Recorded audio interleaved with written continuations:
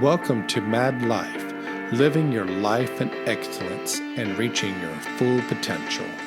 Hi, this is Dave Schulman, and I just wanted to say it's been a while since I've done my last podcast. I've been thinking about the last subject that we have, and first of all, I need to make a correction. I was saying Abdullah Abagala, which there's no such thing. I was trying to say amygdala. So if you listen to podcast 3, I'm correcting that part of it. So what the amygdala does is that it affects the limbic system. And the limbic system is how anxiety and how it regulates your body, etc. Well, on that note, the other thing that I want to discuss is, again, depression.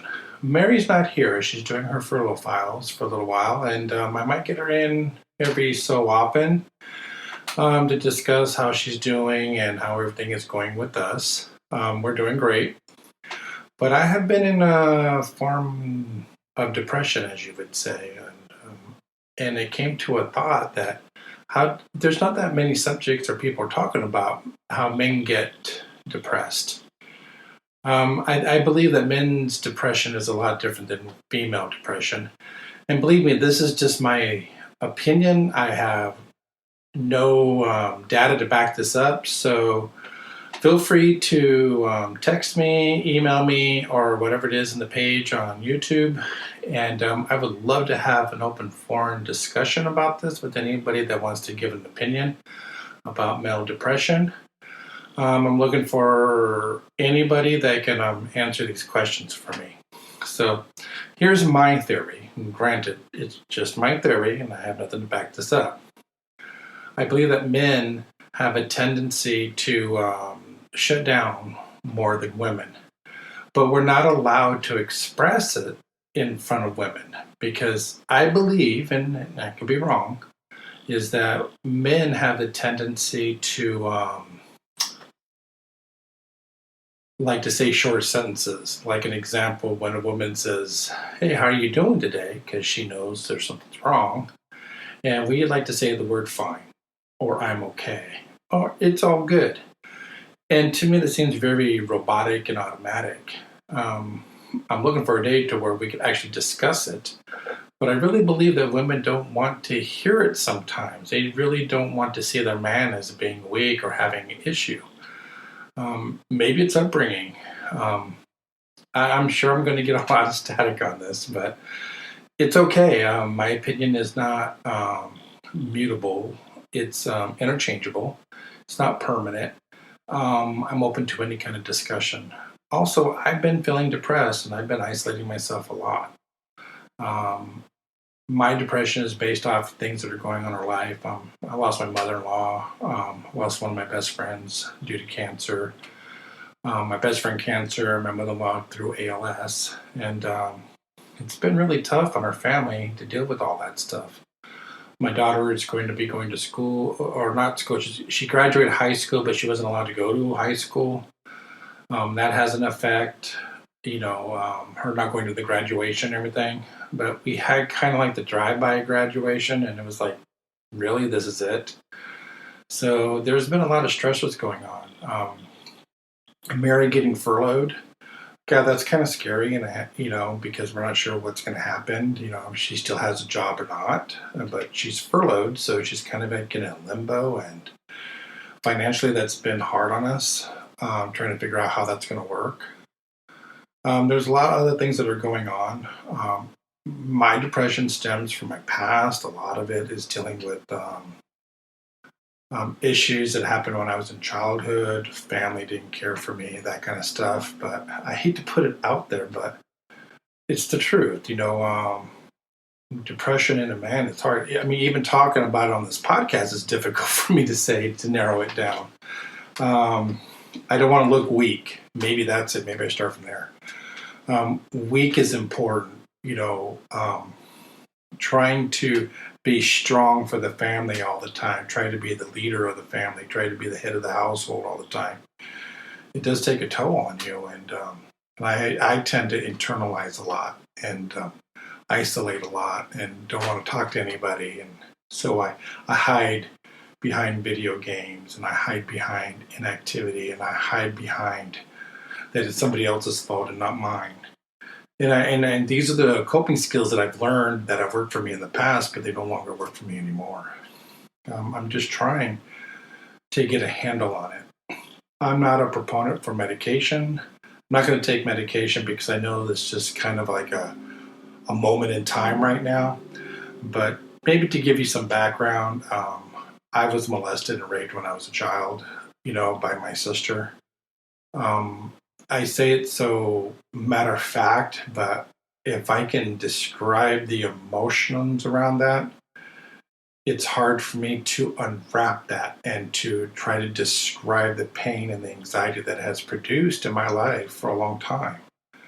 I'm using this podcast as a way of helping me to communicate it and to get it out. I see the women's movement all the time, and I think it's more of an issue that males do get abused a lot, from family members. We just don't have it out. Or who's going to believe me, or who's going to say, hey, it must have been your fault. And that's the stigma that we have in society. I mean, even today, I try to talk to my male friends about it, and they just don't want to hear it. And so it's glossed over and it's moved on, and we keep on going. Yeah, it's really difficult to say. So there's a lot of residual effects on that. So I've been working through it, trying to get through it. My heart hurts because of it. I'm in the process of the forgiveness part, and I think that's a day-to-day thing that I do, that I have to forgive my sister on a day-to-day basis and forgive myself. It's really difficult to do. I've been really hard. Do I really want to put this out in the air? But I don't know if I have a choice. I think it's a really big issue. The rape was a big issue, the molest was a big issue, but I'm talking about the depression and the anxiety that's wrapped around all that has been affecting me for a long time. Yeah, I've gone to therapy. Yes, I've gone through all kinds of stuff, but I realize that this is a continuing battle that we always deal with. I'm trying to heal it, trying to let it go, trying to be the best version of myself. Sometimes there's days where that's not possible. My wife knows all about this, and we've talked about it a lot. It has infected our sex life a lot because there's certain areas that I just don't like to be touched. I'm hypersensitive at sometimes, and it's really difficult to try to share that with people, and especially the person that you love, that, hey, don't touch me there because it bothers me. Don't grab me there because I don't like it. And when I say I don't like it, I really don't like it is because it reminds me of what's going on or what happened in the past. But that's the things that I have to deal with. And I didn't think I was going to go down this road or this path, but yeah, depression and anxiety is real. It's even hard for me to talk about it all the time. And I feel like I'm all over this whole podcast right now. It's everywhere. And then this is how I feel. And then that's part of it. It's like it's everywhere. It's in you, it's out of you, it's all over the things. So I understand why women get upset, when they've been raped and they've been molested, by men. You get very angry, and it's like you're in that corner where you don't believe me. Why should I have to prove it to you? You should just accept it, and that's where I'm at with that too. So I have somewhat of empathy for that, but I think men really don't have a place to really discuss it and to bring it out into the focus, into the world. I'm hoping that as our society gets better, we're healing a lot of stuff that's going on right now with the COVID and the racial injustices, Black Lives Matter, and all that other stuff, and all the damage that's being caused by our leaders and everything else, that they can't get on the same sheet of music. But I don't want to make it political, but this is a thing that I worry about. Maybe it's my ability to try to control, or if I can get my opinion across here, I can kind of breathe a little bit. Maybe that's all it is. Maybe it's all about control, feeling empowered. But I want to be empowered in a good way. I don't want to be empowered in a way that's going to be um, that's the only tool that I use to get my point across is to be in power. I'm trying not to do that, and it's hard, not to do that because I think there's an expectation of people, and there's an expectation, especially for men, to act a certain way. I grew up at a time where you had to be macho. Men don't cry. Boys don't cry. We only show one emotion, and that's anger. We're allowed to have anger, but we're not allowed to have anything else. Being too sensitive, and then you're deemed something else. Or if you're not sensitive enough, and then you're deemed something else. I mean, the rules are insane. I just want men just to be themselves, whatever that means. So when I look at that, it's difficult to explain.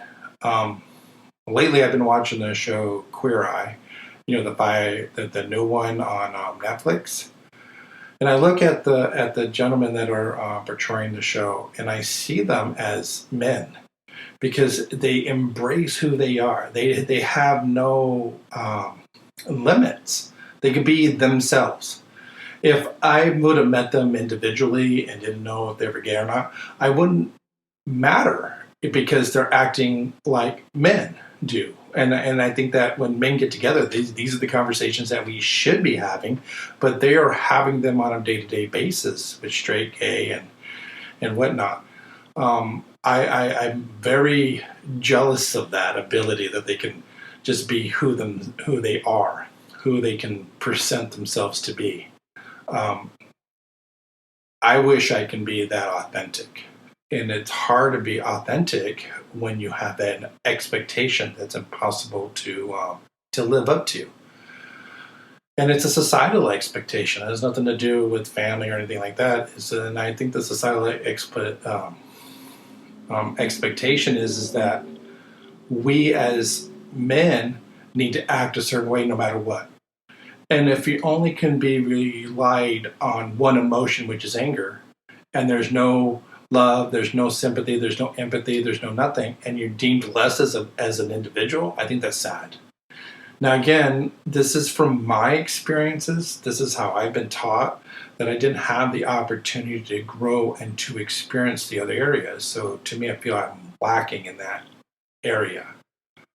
I hope I'm getting across my intention, but my future conversations with this particular area is that I'd like to definitely dive deeper into it. I mean, I would like to get other men on here and talk to them, and I am employing them to please let's start this conversation about how to become authentic men, not angry men, and that's it.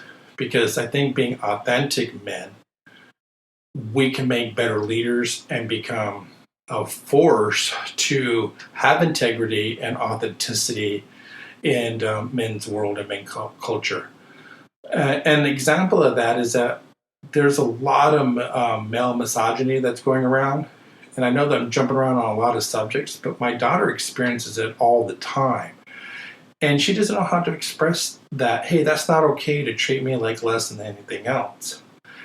And I hope that we can get past that. I hope that we can, as men, look at the differences and have conversation and communications on the ability to say, hey, it's okay to feel pain. It's okay to hurt. It's okay to talk about it. It's okay to heal.